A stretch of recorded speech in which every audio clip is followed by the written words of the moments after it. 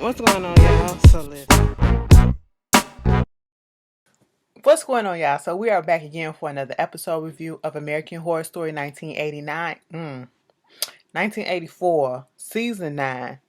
Bitch. Oh, y'all know I was about to go off. It was just a piece of lint.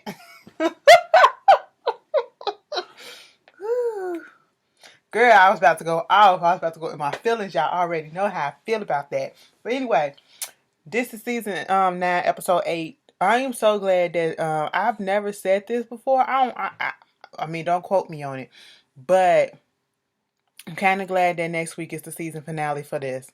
Because like I said, um, it was cute. It was cute enough season. It wasn't one of my favorite seasons, and I really thought that it would be, but it really didn't. I mean, for the most part, it wasn't a bad season. It just didn't give me that ooh, factor, whatever, because if you know how horror movies goes and 80 horror movies and all that stuff, it's basically following a T of that, and it's nothing that's like making you scared or anything like that. But it's good. But like I said last time, it could be better. But I'm not gonna dog it out because it is what it is. It still caught my attention. I still would have watched it regardless, but I just would have tweaked it a little here and there. But anyway, um the episode starts off. We have Donna and Brooke. They sit at a diner. They're eating, and basically Donna's just talking about. Well, Brooke is talking about how she can get another social security number. She just needs to change her name and all this stuff, and she can just be anywhere that she want to go.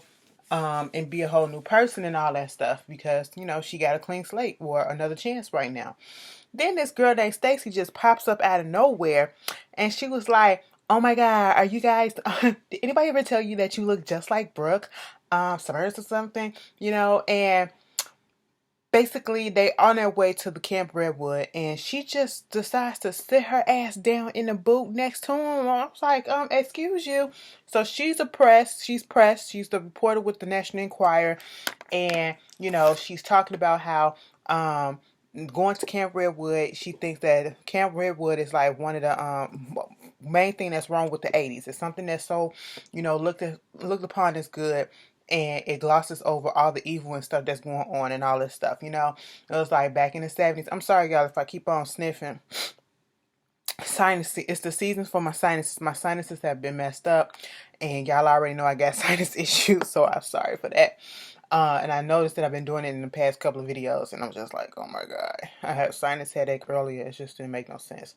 But yeah, I'm sorry. So that's what that is. But anyway, so she talking about that and talking about how the 80s was all about Bigfoot and all this stuff. And I mean, the 70s, and then the 80s is about evil and serial killers and this and that. And so at this point, they had to hurry up and get the hell up out of there. Did you see the way that Stacy sat her ass there and asked, "Are you gonna finish eating that?" You really came up to some strangers and ate their food. I mean, once they got up and left, because Brooke didn't touch her food. She had all her French toast still there, okay? Donna still had her eggs and bacon still there, okay? She was eating the fruit, Stacy just sat there and started eating. I said, "Bitch, why did she put a spit on that? You just can't do that." I said, "Girl, sometimes these Caucasians do a lot." But anyway, moving on from that. So as the episode continues, we see the little hitchhiker dude from the 70s still hitchhiking. He walking down the road and he trying to get to the camp. Okay. And then we see this pink Cadillac pull up. Who is it? It's Bruce ass. Okay. I hope that's his name from last week. Bitch, Bruce ain't got no thumbs and he out here driving. He let old boy get up in the car and basically driving him to the camp. He don't know how long he been walking, but he trying to get to Camp Redwood. He up here trying to talk about music. Next thing you know, you hear some stuff jingling in the trunk, like somebody screaming and all that stuff. Then it goes to last night, okay?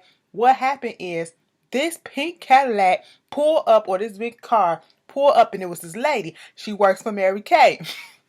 I said, of all people, not the Mary Kay lady. Bitch, if they would have said Avon, I would have passed the fuck out. Because everybody's mama was an Avon lady, okay? Mama or grandma or auntie was an Avon lady, okay?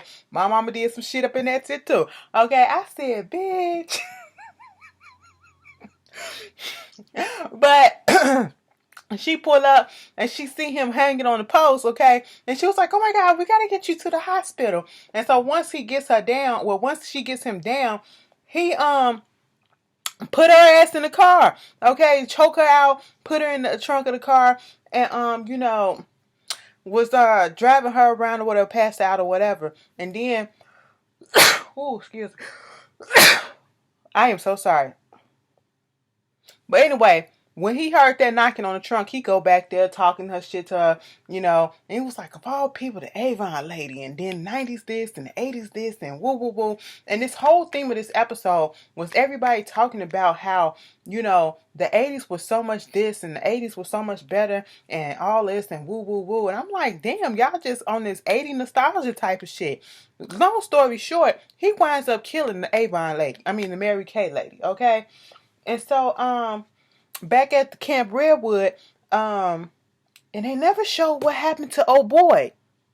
Did he get out the car? Because he wasn't in the car when he killed the lady. When he finally got onto the campground and he saw, they never said, we never saw him again. Up until, okay, well, when he saw Mr. Jingles, but we never saw how he got out the car or whatever. Because they still can't die. We don't know if he tried to kill him or not. But anyway, so Courtney is over there talking to Margaret, and they're on the bus of that band, Google Gyro or whatever the fuck it is. And she pissed off about the fact that he didn't tell her that the whole band got killed. And so now she want him to clean up everything. And in the process of him doing that, he sees that as he's taking the bodies in pieces and putting them in the back of this trunk, he hears music playing behind the band, the tour bus. And as he goes to the back to see, it is the band playing. So now they're here again. Okay, so this is going to be twisted as hell. I don't get the logic of why they want to do all this, but hey, so once you get killed on this ground, you are going to stay on this ground forever, regardless of who killed you, because Richard Ramirez is the one who killed them, and they still came back. Not giving themselves over to Satan and all that stuff. They still came back. And so that was weird. He sees one of the guys that works with Billy Idol and, get to see his rings and stuff. And he gets a pick and everything from one of the guitarists. And, he's out in the wood having a good time playing the air guitar and all that stuff. And then he get accosted by Mr. Jingles and they start fighting or whatever. Next thing you know, as they're fighting on the road, here comes Bruce. He didn't hit him in the car. And so he gets out. He realizes who he's talking to. He's talking to the Night Stalker. So, of course, he goes into groupie mode because he realizes that this is somebody that I'm a fan of, okay? I'm trying to get your numbers. You killed 17 people. He was like, yeah, and dude would have been 18 had you not did what you did, okay? And he did say he'll be alive in a minute. No, that was Margaret that said that, But at this point, Bruce talking about how he's at this camp because he was trying to do his numbers. He didn't kill 7 people. No, he didn't kill 6 people. And he working on 7 and 8. 2 girls that's coming to the camp, which he's talking about Donna and Brooke, okay? And so, he was like, let me help you hunt down Mr. Jingles and we'll see what's going on. Next thing you know, Ramirez do his little thing, because he talk about he got to get, guidance from his father or whatever, from Satan, and show him to lead the way of where Jingles at, because they don't know where the body at. I'm sitting here like, boy, so you just walk around just cutting yourself each and every way all the time, okay? Then back at the hotel, Donna and Brooke, they chilling or whatever. Next thing you know, they hear somebody knocking at the door, and they was like, I know you in there. It's Stacy. She said, bitch, I know who the fuck you are, Donna. And she was like, oh, so you know who I am. So basically, what wound up happening is they recorded the whole thing, what happened at the the execution, I should say, of Brooke. And, because this girl is a reporter, she's looking for her next big story. And, she's working with the National Enquirer. She don't care about facts or whatever. She wants facts, but, she wants the, that people will to listen and read sensationalized bullshit, okay? And that's what she wants. And she showed them that basically, look, girl, I got this tape, and on this tape, it shows you whatever it is that you gave her to slow her heart down and that she's still alive, okay? So I need to know what's going on with that. I paid $1,500 for this, and I was just like, girl, 1,500, that's a lot of money for back then, okay? That's a lot, that's somewhat of a lot of money now, but that was a lot of money back then, okay? You know, you did all this to convince us that she was dead, and the only thing is, I'm trying to figure out why and all this stuff. You know, you put into a lot of effort to do this. This is pretty risky, you know, having her still walk around or whatever. What is the problem? What is the issue? Why are you doing this? Brooke was like, for revenge, okay? You know, they was like, we got to tell her what's going on because she's not going to let this go. She going to put our identity out there, whatever. And then they was like, you know what? We going to tell you everything, okay? Just sneak us back into the camp, put us in the trunk of your car so we can get to Margaret. That's what they want, because at the end of the day, everybody has an agenda at this point. Stacy wants to get her story. Stacy gonna end up ratting their asses out, okay? That's what it is. You never trust a fucking reporter. And you know, she want to write a book, okay? She said, don't put anybody's name in it. Don't tell us about anything, but we'll tell you that, you know, Mr. Jingles wasn't the one that was killing people in the 70s. It was actually Margaret who did it, and Margaret was the only one that was, Margaret and Jingles was the one that was killing people at Camp Redwood. It was nobody else, okay? I only killed Montana in self-defense. And it was like, you're going to take us up there, we're going to show you around, and we're going to show you everything and get you the proof that you need and all that stuff, okay? And so that's what wound up happening with that. And with all this happening, see, that's their end goal. That's Stacy's end goal, okay? And then Donna and Brooke's end goal is, well, mostly Brooke. Her end goal is to go back to the camp and to go kill Margaret, or, you know, make her confess and to kill Margaret, okay? And, you know, Donna just basically want them to end up to be the you know, the final girl. Even though she said somebody my color, my complexion in these 80s movies, that you, because you missed the 80s while you was locked up, okay, girl? But in these 80s movies, my color, my complexion, my people, we don't be the end girl, okay? The final girl, okay? So, they gonna try to do what they gotta do. But at the end of the day, they had to realize that they had to kill this reporter. This what Brooke comes to terms with, okay? This girl is not gonna, you know, just let this story go. She is going to put her story out there. She's going to play us, and she's going to get us caught up. So we're going to have to kill her. Donna like, girl, you ain't no killer. She was like, I got to do what I got to do. We're going to take her to the cabin where I get, you know, caught up at or whatever, and then I'll kill that bitch. And that's exactly what tried to happen, right? So, you know, she go to the cabin and all that stuff. And at this point, you know, she was like, you have to close your eyes and just imagine what I went through. So this dumb bitch, Stacy, she actually put her stuff down, closed her eyes and all that stuff. And I said, girl, what is your problem? You are with strangers. You are with somebody who was accused of killing a whole bunch of people. I don't care if she said that she was innocent. You are still with that person. You keep your eyes open and on that person, okay? Girl, you are dumb. Brooke came up behind her with a knife, and then Donna came up in there and stopped her, whatever, and she was like, run, bitch. When Donna told her, run, bitch, that shit took me out. She was like, girl, this ain't you, okay? You can't do this if you want to end up to be the final girl. You can't be the killer like that. You ain't no cold blood killer. Everybody got some evil in them. I understand that. But you just can't do this. This is not you. This is not your goal right now, okay? And so, at this point, we got Jingles. He come across the hitchhiker from the 70s, okay? And he was telling him how it was, you know, each and every time you die, because eventually he did die. When he got hit by the car, he did die. He said the first time is always the hardest, and, you know, it's the most painful. You feel everything, okay? And he was just saying how, you know, because Jingles asked him how many times did he die, and he was like, so many that I lost count, or maybe I just forgot. And Jingles is like, no, that's not what I want. I don't want to forget. I'm trying to do all of this for my son. I'm trying to protect my son, and woo, woo, woo.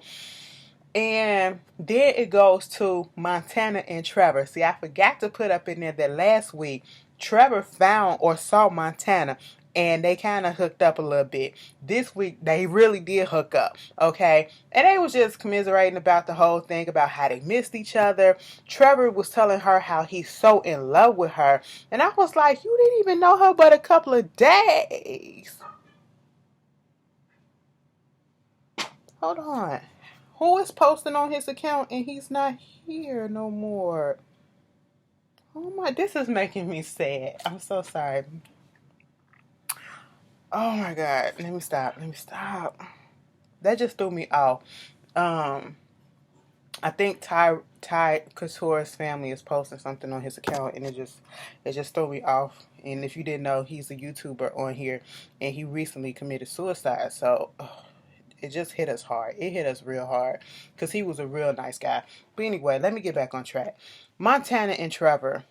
Damn, that just threw me off. I'm so sorry, y'all.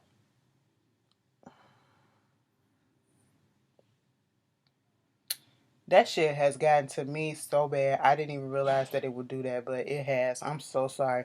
But ever since that happened.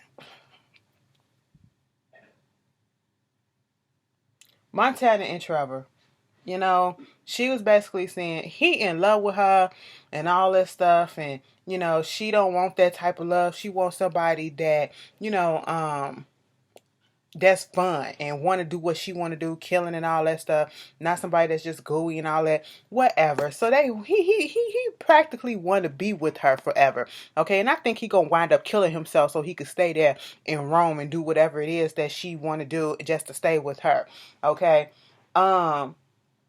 Ramirez is still with that dude Bruce, okay? They looking for Jingles. Then Xavier comes around telling them where Jingles' body's at. And so Ramirez is in his feelings about the fact that the body is dead, okay, that he couldn't be the one to kill him.